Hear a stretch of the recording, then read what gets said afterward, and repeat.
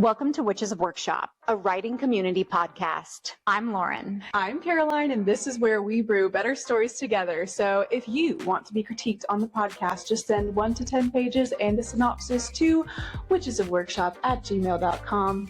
Without further ado, let's get started. What's brewing with you, lady? What's going on? Well, what's brewing fun life update wise is I just got back from a trip to Costa Rica with my husband. Never been. Great time. Highly recommend. And then besides that, I just have been doing some running. I'm like a very amateur runner. Can I just say? Tell me. Shout out, not even a shout out. Well, shout out to me, I guess. But also, encouragement for everyone else. I did not play like any sports growing up. I played basketball for like a year or two because my parents did the mandatory, like, you must try something. Right. But I think everyone saw how not great I was at that. And so I was like, well, I'm just not an athletic person. Like, that's not my thing. But in adulthood, like in my 20s, I have learned to play pickleball, become decent at that, and also taken up running, which is something I thought like I couldn't do or wouldn't enjoy doing. But all that to say, you're never too old to try a new physical activity, sport, what have you. So It's true. the longest, yeah, you can never know. I mean, you started playing pickleball a few years ago, didn't you? And I was old, but I was never good at any sports. I played softball fairly well, but like running, did you guys have to run in school? Did you have to do that? The 3 miles? For Pete, I never remember running 3 miles. Oh my gosh. Maybe a mile. So we had to run 3 miles for PE, and Bo was making fun of me the other day because I never did it because I pretended to faint and I pretended to pass out and I never finished it. So that's kind of how I feel about running still. But yeah, listen. I have abandoned my No Shop 2026. So Okay, did you fully break it though? Because I know you gave yourself a few items per season. yeah. So are you still within your seasonal? I mean, I guess goal? if I changed my things around, I could, but no. But perhaps you've broken it. To be Okay, well, fair- tell us what happened. I mean, look. What'd you Look. buy? I bought a pair of Levi's because Nice. Mama needs a 50th pair of blue jeans, obviously. Sure, They right. were on mega sale, I will say in my defense. But you know, I'm also looking at new glasses. I've got some t-shirts pulled up. There's a lot of choices. There's a lot of choices I can make. And you know what? I go to therapy on Wednesday. We'll talk about my failure there. But for now, We'll talk about it. I'm just gonna, Accepting it is the first step. So you heard it here first, which is a workshop exclusive. This is a lesson to us all that even when you break a rule or you fail to meet a goal, you get back up in the saddle. Just You keep don't going. take that as your sign that you failed and now all bets are off. Right. There's still hope. So, yeah, that was what's brewing. But now, Writing wise for you, what's the update? well, the update this weekend is not great. Not many words have been written, but in general, I'm doing pretty well. I had a lovely call with Agent Nadia, and we kind of talked about where the submissions are, and that all still feels hopeful, if not slow. And then the new project, I hit my halfway point in it. So still a rough draft halfway point, but still that feels good. That's a big hump to get over. Yeah. Yeah. So, And are you just as excited about the second half as the first half? Because I know I kind of have a favorite half to write. no, I've written all the best stuff. I'm just kidding. I'm the same. Well, I personally have way more fun writing the beginning usually, and then the midpoint is kind of daunting for me. The soggy middle is always like the thing you worry about too, is like, how do you keep up this great momentum? I mean, I think that's maybe the ADHD in us a little bit. I don't know, but it's like the beginning feels so full of hope. And then you realize like you've gotten yourself into these situations that you're like, how do I keep this as interesting as before? As the rest. So yeah, I'm excited because we'll get into the process of how I'm doing it. I'm hoping that it moves smoothly, at least to get words down, but we'll see. But what about you, darling? How is writing going for you? Well, similar to you, haven't done much writing over the past few days. I have been sending a lot of queries, including sending out a couple of full requests from some agents I got to meet in person. Highly recommend, if you're looking for an agent, finding events or conferences, parentheses DFWCon, where you can meet some agents face to face. So I finally sent those off, which feels really good. And then I told myself yesterday I was going to do some brainstorming for my next thing, but instead I manically organized my house because I am that person who can't really think if my environment is cluttered. But tonight, you and I and a couple of our other accountability buddies have our standing writing date, so I'm looking forward to using that time to brainstorm. But yeah, we're querying and we're starting something new, and it's always fun to start something new. Even though it is. Until you start the new thing, you're like, I have forgotten how to write a book. And then you start writing and you're like, no, I didn't. But I was talking to, quick side note, our friend Ailey Martinez about this, and he's written I don't know how many books. He was like, oh yeah, every single time I'm like, oh, I can't do it again, or like you just forget how hard it was, like childbirth, I guess. So I'm experiencing a little bit of that, like the excitement and then also the lack of confidence that I can do it again. But we can, and you will. It's just like, it's the exercise. It's like, okay, I haven't run in forever, but I'm going to go outside and put one foot in front of the other and cross my fingers that it's going to get done. And then you get back in it. Yeah. Exactly. Yeah. So that's what's brewing, but I'm super excited for this segment. I think we should do this every year. I've seen this on so many funny reels and TikToks where people talk about their like fashion ins and outs or their just life ins and outs. But we want to do our writing ins and outs slash a little bit of reading ins and outs, because you can't talk about writing without talking about books. For sure. Ins and outs. Do you wanna kick us off with do you want me to? An in and an out? Yeah. Okay. So today we're also going to talk a little bit about process, and I feel like my ins and outs are very much aligned with that. Because one of my outs is writing the story in order. So that is out, and in is going where the story leads me. So I've always written like linear story, like beginning to end. You cannot write 3 if you haven't written 2. And this time I have just been hopping around, jumping around. I love it. So, and I'm just saying, okay, like this is okay. It's weird, but it's okay. Has it been confusing you at all as you go to jump around? No, and I've been using Scrivener exclusively with this because of that, because I know that things are going to probably have to get moved around. So I feel like the ease and freedom to be like, pop into a chapter and be like, something in this is going to have to change because of something I wrote here. And it's just very easy to organize that way. I don't know. It's not as terrifying as I would have expected. So, and I like the sound of this because I almost wonder if it makes you understand your manuscript better to have come at it from different angles other than just, this is what happens next. Well, I also think it's sort of like, honestly, it's like again, to come back to the ADHD, I think it's like an ADHDer's plot.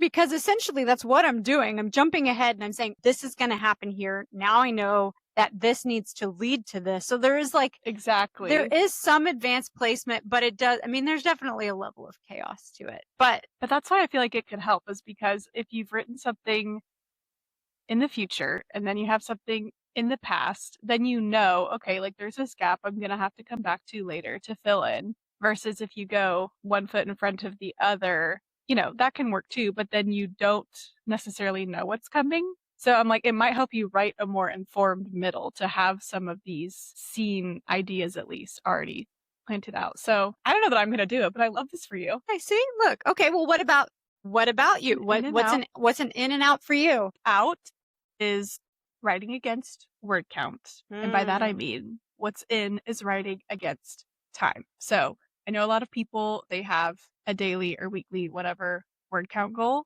And I have attempted that before. I think there's a time and place for it.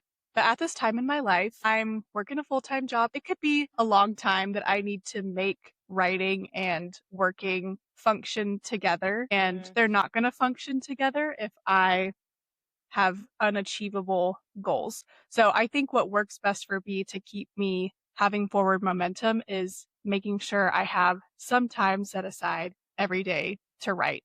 But what I get done during that time, word count wise, not as important.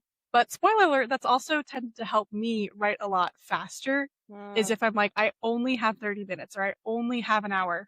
I start to get a lot more done because I'm like, I don't have time to lollygag and try and get in the scene. So it ends up a lot of times helping my word count. But that's just a tip for people who feel like they're busy or just don't like the word count thing. Well, I think we've also talked about this before, but just like sometimes like you talk to our friends who write really fast, who have kids and part-time jobs and this and that. And you're like, how are you doing it? And it's like, sometimes I think when we talked about this with Katie, I think, like when there's a level of stress, like time constraint, sometimes that like forces you to get the words out.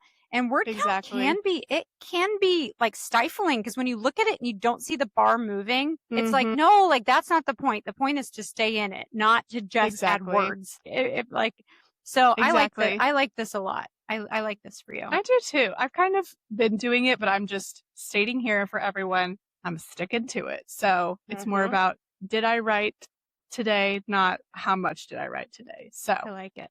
There you go. What's next for you? Okay. This kind of goes, you can tell there's a theme, but out for me is feeling like I have to finish a scene in order to move on. And in is letting the scene sit when I can't quite crack it. And then coming back later, because I think this works in so many different ways, like especially like if you have a draft that you haven't read for a long time and then you go back and you read it, some of the issues become glaring with time, right? Like you're able to go, my God, and not even just word choice or this or that. You're able to step back and go, that does not make sense. So I'm kind of allowing like, okay, I can't figure this scene out. We TK it. And if anybody does, do you TK? Do you use TK? I don't do that, but you should tell people that because I think it's kind of niche.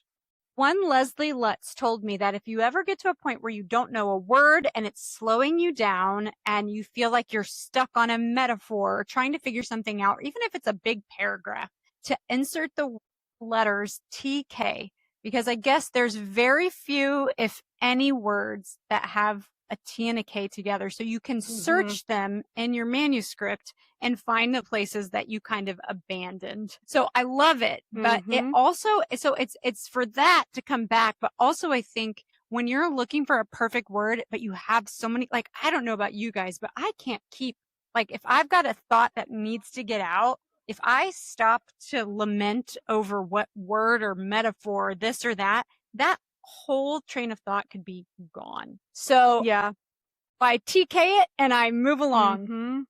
But yes, but giving more permission to do that with like on a grander scale, to be like, I don't know what's happening in this scene. I am jumping ahead or I'm moving back to something that I can focus on, just to kind of, in your word count versus time count, just to keep momentum going. So especially since you're writing out of order and you don't know how certain things are going to lead to the other. It's like, don't belabor all these things that you might totally scrap. Yeah. What is it? Work smarter, not harder. Like, we're all about that. I love it. Okay. My next in and out. Okay. Comparing myself to other writers is out. Leading into my writing strengths is in, which I think also goes with the last thing. You can't, I've discovered, I think, figure out the process that works for you if you're comparing yourself to other writers. So I mean that in many terms, as far as like what I can get done and what my writing strengths are. You know, you can't become a better writer without just continuing to write and agonizing over what someone else is doing and what's working for them isn't helping me with my process. There's some people I know with like brilliant processes that help them do brilliant stuff, and it just doesn't work for me and my brain. And like, not to go on too much of a rabbit trail, but like, I'm not afraid of AI writing creative fiction books because I'm like, we are all so unique and different with our brains. Like, you couldn't if you tried. I'm so sorry. So that's what's in and out, you know, doing what I can. So tell me a little bit about your strengths, because I think as writers, we Oh. should be able to talk about them openly. So what Okay. are some of your strengths that you think that Okay. you're going to lean into? Tell me about them. I will go if you go, because I can't be the only person who compliments myself. Okay. Okay.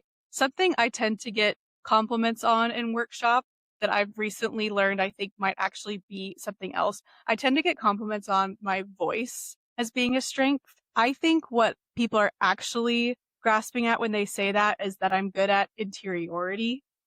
I'm good at telling a story from a very unique perspective. And yes, voice that is not easily duplicated, I guess. Like a lot of the beta feedback I get would be people being like, this is the weirdest aside I've ever read, but I've never read anything like this and it's adding so much. So I think, yeah, leaning into that and then, yeah, just like not trying to self-edit that too much. Cause usually when I let the interiority flow, like more good stuff comes out of it versus if I'm focusing in the scene about like how it's structured or my whole plot. It's like if I drive the car that I want to drive, like it's gonna get me somewhere. But you gotta let me drive it the way I want to. So that's what I think my strength is personally. Yeah, I agree. Now it's you have to say your strength with your in and out. Okay, I say this.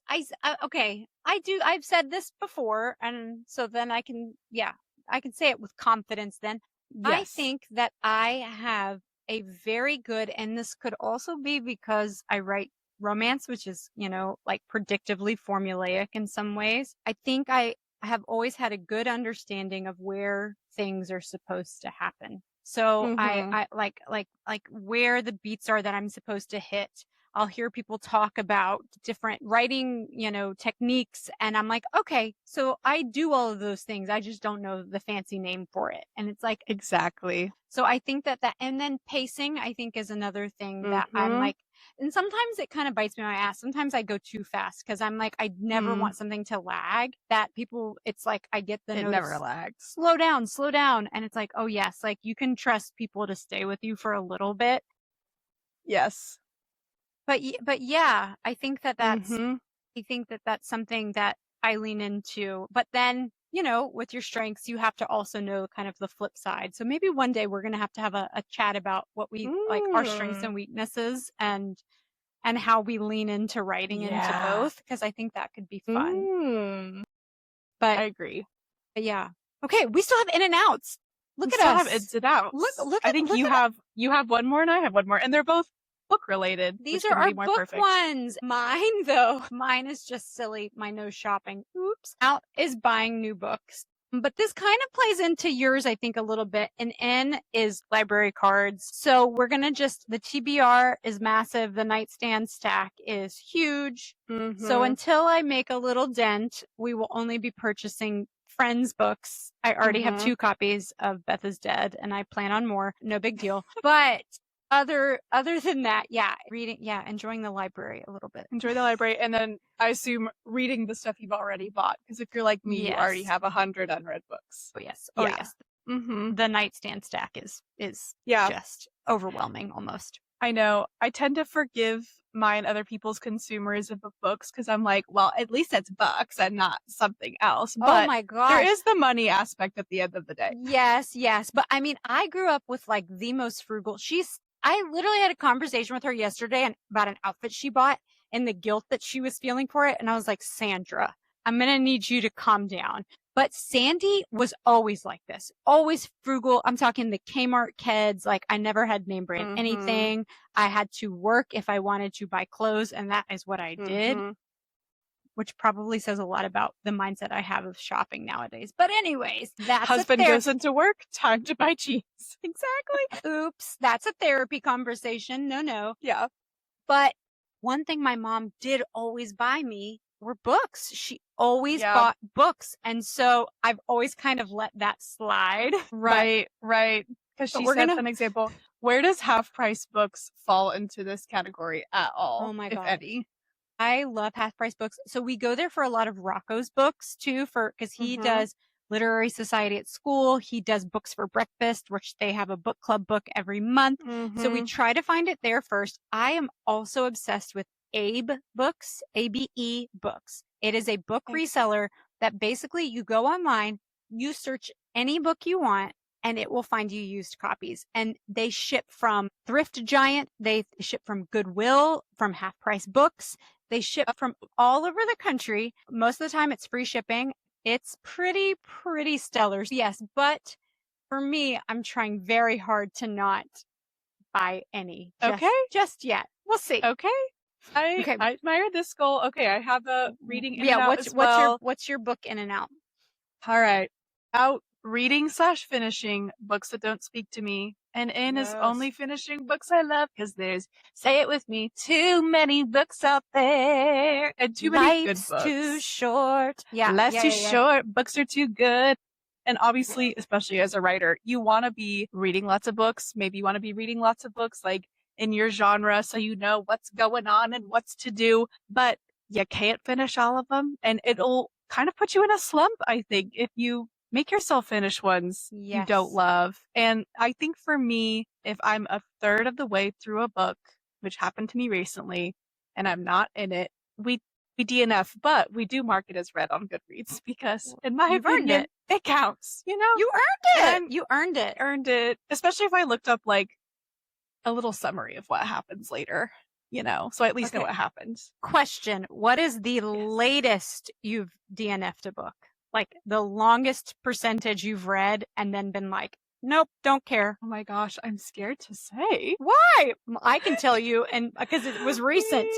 Okay, we could both go. Are you gonna name drop the book? No. Okay, that's what I thought you were saying. I was like, I'm not ready for this. I will say it was. You will know what I'm talking about, which is fine. It was a book that's recently been made into a movie, and I wanted to watch the movie. And of course, being the person that I am, I'm like, well, you must read the book before you can watch the movie. Which is another reason why I didn't feel like I had to finish, because I was like, I'm gonna know the rough outline of the story. Right. And I got 30% through on my Kindle so I could see, and I was like, again, I didn't hate it by any means, but I wasn't looking forward to reading it, which is what I want to feel. And the other books I'm reading, I am looking forward to reading it. So that was why. It doesn't have to be a bad book. I don't think it was a bad book at all. It just wasn't what I needed and wanted in that moment. What about you? So 30% is the farthest 30%. You've gone? Girl. Yeah, I've heard of people who go halfway or more, and I'm like, okay, I think for me, if I got over halfway, I'd want to finish at that point. Okay, I did do this recently with the book, and this one I will name drop because it turned out well. Okay, I love Mason Taylor Jenkins Reid. Mm-hmm. I started reading Carrie Soto is Back. There are a lot of people I know who loved it. I started reading it. I definitely liked it. Maybe not quite as much as some of her others. And I got over halfway, but it was still going slower than I would have anticipated given how much I love her other stuff. And so I think at some point I just like walked away from it and started reading some other stuff. Okay, on the way to Costa Rica, I open up my Kindle. I'm 80% through Carrie Soto is Back. And so at that point I'm like, well, of course I'm going to finish it. Also because I liked it, even though I was like having a slump for some reason. Right. And I'm so glad I did, because that was one of the best endings to a book I read in a long time. Like, it made me cry on the plane, which I wasn't expecting. So I think if I'm that far in a book, like I'd say over halfway, I'm going to make myself finish, but you may disagree. I mean, don't. And normally the finisher in me is like, yes, you've made it that far. But recently I had a book on my Kindle that I had been slowly making my way through. I've read plenty of things by this author and really enjoyed it. I got to 96% and then just gave up. Are you serious? I couldn't care. Could not bring myself. I marked that sucker as read because 97%. Yeah. But I'm actually in shock and awe. I literally was like, I no longer care.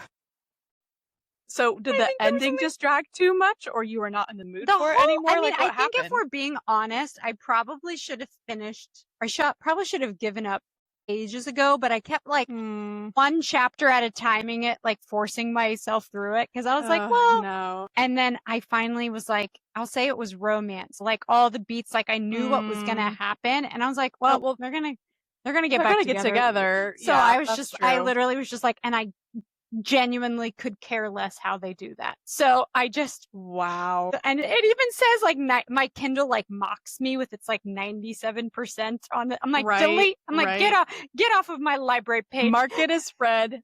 You're done. You're done. Well, you have to mark it as read anyways.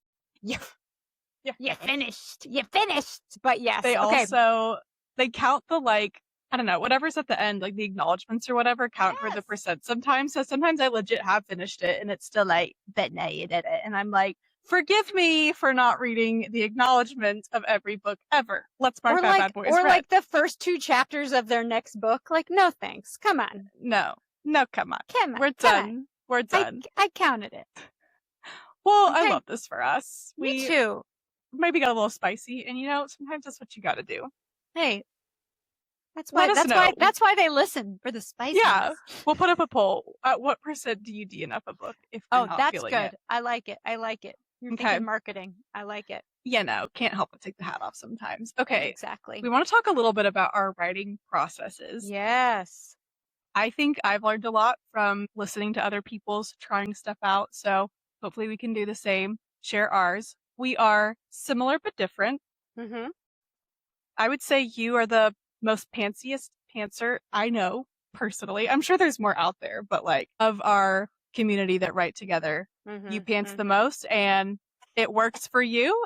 Yeah, tell us like why it works for you and how you figured that out. I think planning for me, while I see the epic benefit, the creativity, and stifles the possibility of where a story can go for me. I am one of those people that once it's down, this is why editing is so hard for me. I have a very hard time. Once I see it in my head, I have a very hard time unimagining it that way. And so when I'm plotting and I've been like, okay, like I start to drive more towards making something happen and less towards like creating a story that really builds and flows. So for me, I've just kind of had to go off of, as we say, vibes and prayers, and just kind of like making sure that I'm hitting these marks, making sure that my percentages are kind of lining up where I imagine them to. And then I would say any pantser that truly just sits down and is like, I have no idea I don't know that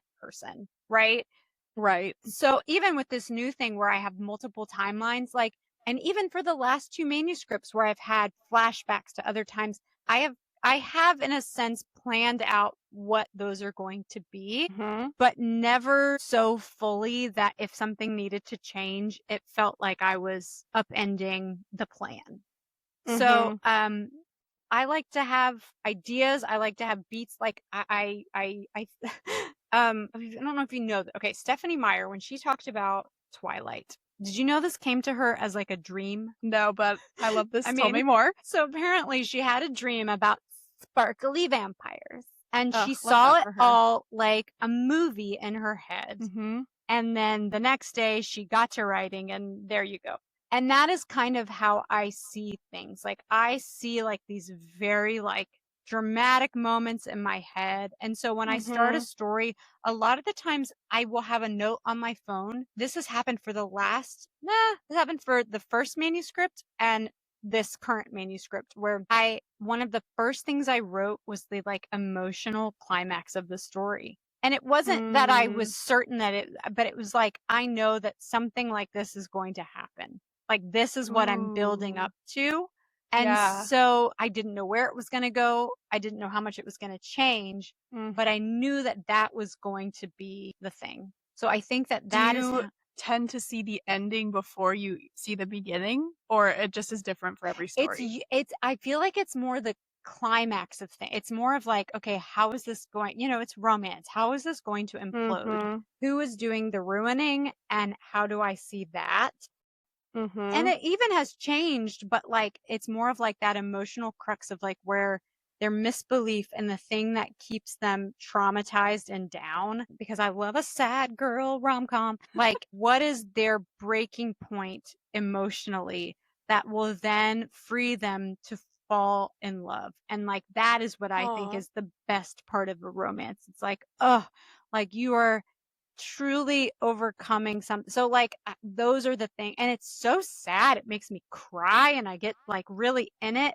But I think that helps me build them as real people forward. Yeah. So I think too, pantsing is like a lot of trust, which is hard.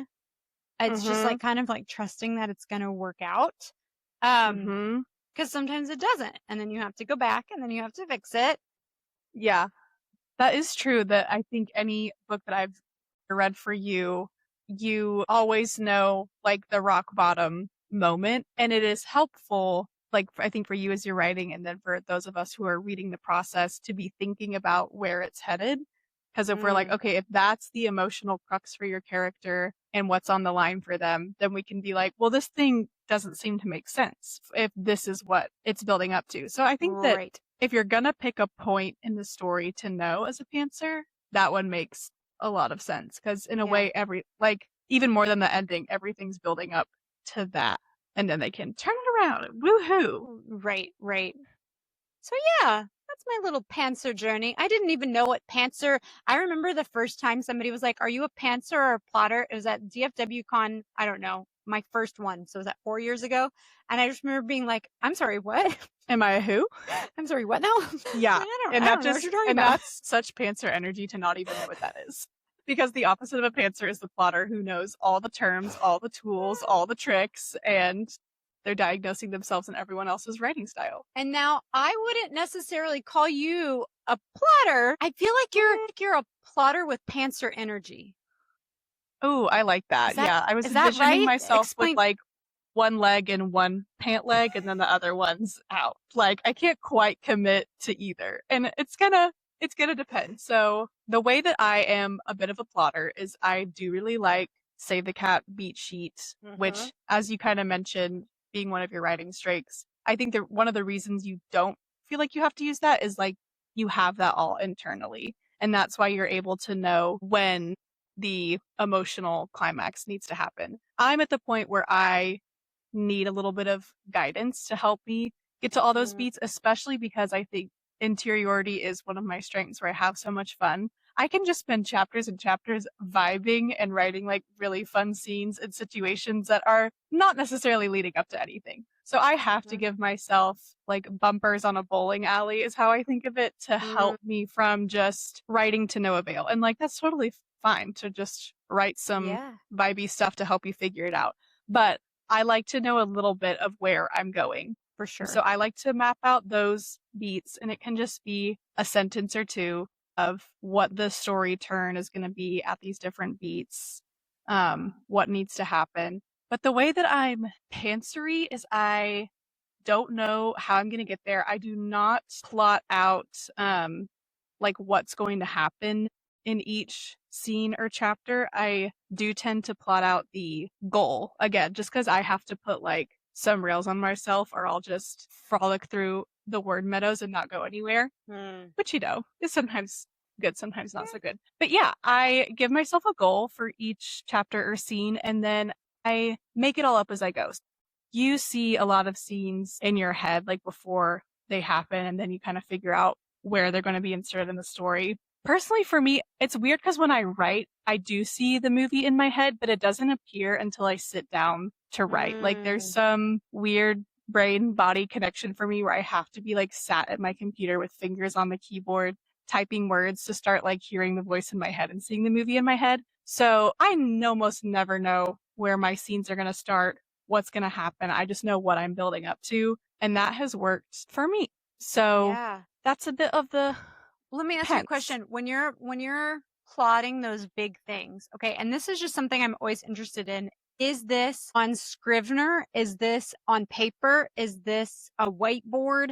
How do you, because like that is one of the things that I find the hardest to do is figure out the medium in which I'm going to like digest it better. So do you have, or has it changed? Or is there a way that you do this that helps you see all of it kind of in the same glance? Because I think that's what throws me too. It's like, it's all going to be, I want to see all of it together. Yes. I've tried a few. Ones that have not worked for me. Spreadsheet. It's too much. Doesn't work. Whiteboard. I've got a whiteboard next to me over here that I haven't erased anything off of in like a month. I think it has its time and its place, but not in the beginning stages. It's more like problem solving something. So I usually just get out a Google Doc. I copy and paste those beats in there. I copy and paste the percentages of where they should happen because that helps me with my pacing of like this emotional turn should have happened by this point in the story. We can't just be vibing indefinitely. Gotcha. And then I'd say, again, I keep it real short and I just write a sentence or two of what happens at each beat. So it ends up being like a page or a page and a half.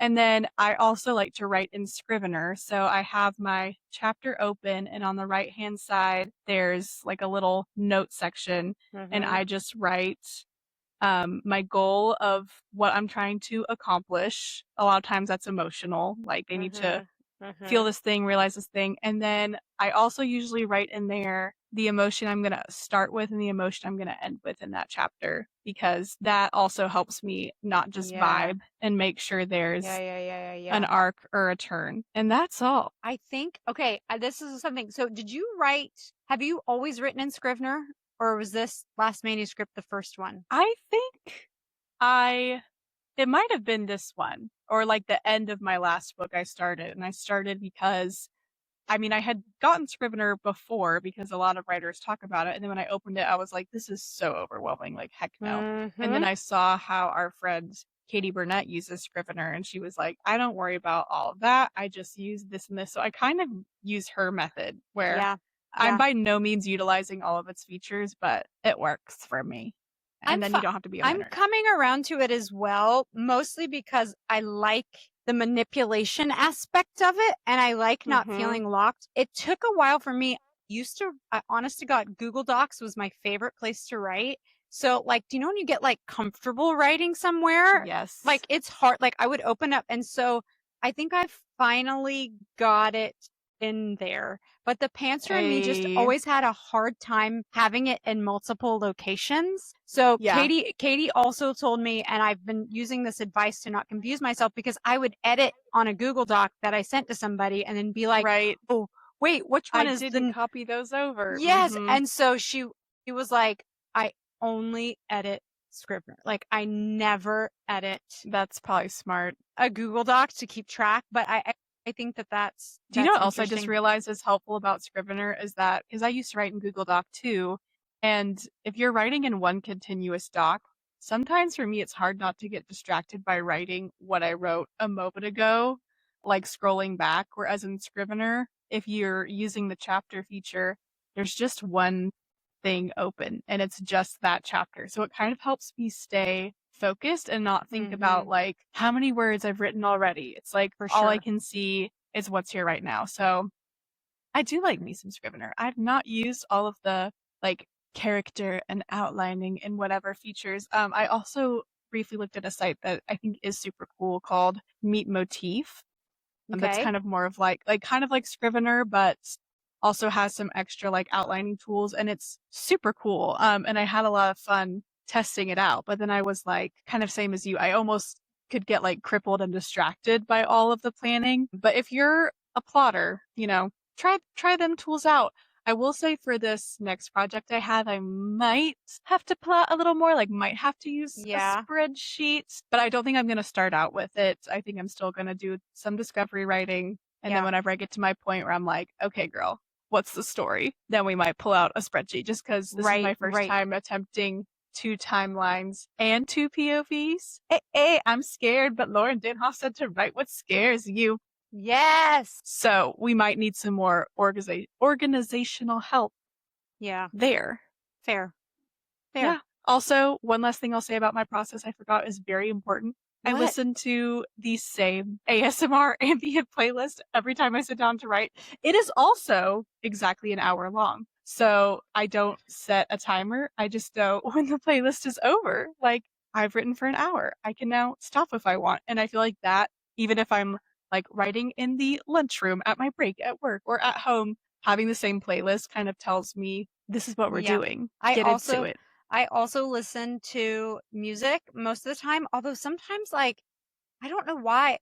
Lovely Elena was cleaning my house the other week and I never put my headphones in, and I ended up writing the most I've ever written to just the sounds of like vacuuming. And I was like, oh my God, Lauren, you weirdo. Write some white noise. No, Like- that's what I listen to. It's like literally a coffee shop ambiance of just like people talking and noises. Maybe It's I'm weird. gonna try this, but I normally make a playlist because I'm one of the weirdos who likes music and everything has to be the saddest song you've ever heard in your entire life. And you can listen to music with words and sing as you write, which I think should be studied. That is very special. I cannot. It gets But I love it gets to like your soul. You need to feel it. I did have someone, they beta read for me, they're like trying to give me feedback on some of the emotion of my scene, and they just ended up being like, listen to this song. And that is the arc that I think your scene needs to have. And I was like, okay, I'm here for it. Wait, did it help? You know, I understood what they meant when I listened to it, but I was like, it's funny to me that they like didn't even try to describe what they meant. They were just like, this song does it. That's what you gotta do. Just pay attention to that. You'll be fine. Exactly. That's exactly. Hilarious. That's hilarious. And you know, our processes could change. So I think we should check in on this every now and again. Yeah. And I think that they should be fluid. And as you learn and as you get faster, and not necessarily faster, I think that in our group sometimes like we kind of like praise faster. And I don't always think that that's better. It's not that's true. You know what I mean? So it's like there's a happy medium. Yeah. Like you don't want to be too slow that you're never finishing anything. But if you're fast, like at the detriment where like all you care about is how many words, how quickly. Is getting it finished. Yes. That's because the goal is a great story, not to have a book finished in 3 months. So a book a quarter. Oh my gosh. And romance, like what do they call them? Episodic romance writers? Like that's what they do. I know. I know for a fact I could not write a really good story that quickly. If you can, hats off to you, but I imagine that's rare. I think so too. Like, yeah, can't. I'm not saying that they don't, but like I can't. Yeah. I couldn't imagine it for myself. If you're listening, don't try to write a book in a quarter, I would say. Yeah, don't fret. A little more realistic. Yeah, exactly. So 2027, we'll have a little processes check-in. Yeah, we'll see. We'll see how it's rolling. I imagine we'll probably be, I almost feel like I'm making a pyramid where like, I think my process will mostly stay the same, but I might add a little tip here and there, as I get them. But I think I've got the flow. We're fine-tuning. Yeah. Yeah. And you're allowed to do that indefinitely. Like that is like the joy of it. Like you're able to constantly change it. Yeah. You're allowed to change your mind. You're allowed to change your process. Let it be head here first. I need to send you a reel I saw earlier about breaking out into an accent mid-conversation. Who does that? And then we can repost it on Witches of Workshop. We shall. You'll see it too. Don't worry. We'll all be part of it. Okay, really quick, fun little rapid fire wrap up. Oh, yes. What are you reading right now? Okay, so I'm still listening to The Reformatory. It is a 21-hour long listen, and I've been going back and forth from the book to the listen, but it's just really heavy. So around Christmas time, I kind of like stepped back. Yep. But I'm getting back into it. And then I also have Beth is Dead on my nightstand because I realized I haven't read it since it got like the final version. So reading Beth is Dead and The Reformatory. So yeah.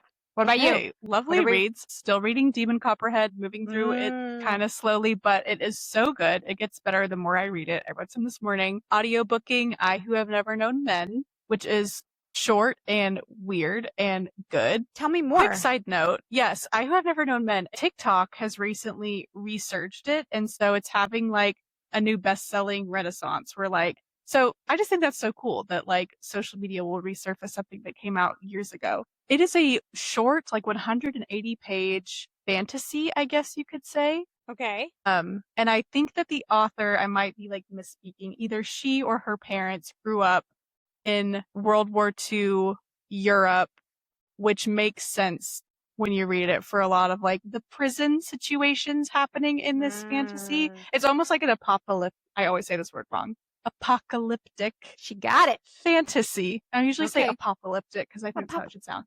Apocalyptic. So that, apocalyptic and Invisible Life of Addie LaRue. Those are my Oh my gosh. Yep. Whoa. A whirlwind. Yeah. Okay. Good reads. And last but not least, we must discuss who we would cast to play the protagonist in our current work in progress. I do use the character section of Scrivener, and the first thing that I used was a picture of Jenna Ortega. She's probably too young, but the Wednesday Adam vibes that I'm pulling, like she's just so perfect for that. She is kind perfect.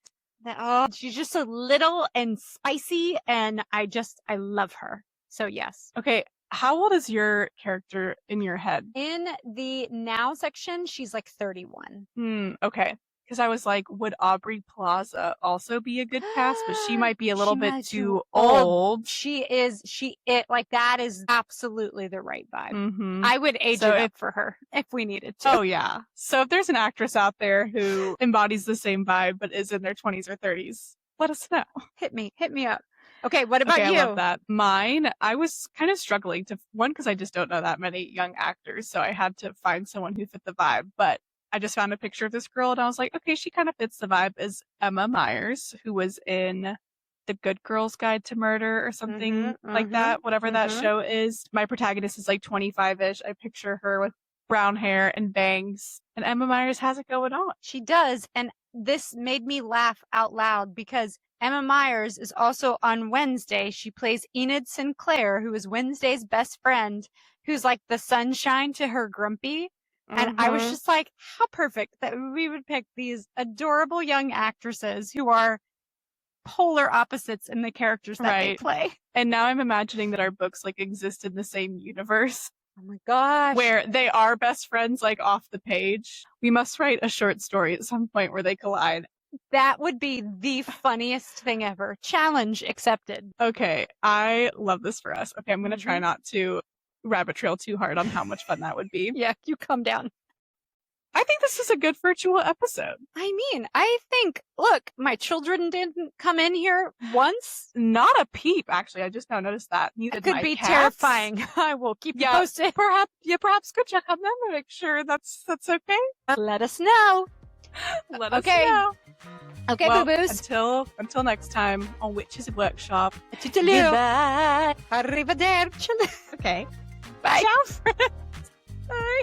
Thank you so much for listening to Witches of Workshop. Be sure to find us every Wednesday on your favorite podcast platform. And remember, if you want to be featured on Witches of Workshop, please send 1 to 10 pages and a synopsis to witchesofworkshop@gmail.com. Until then, happy writing.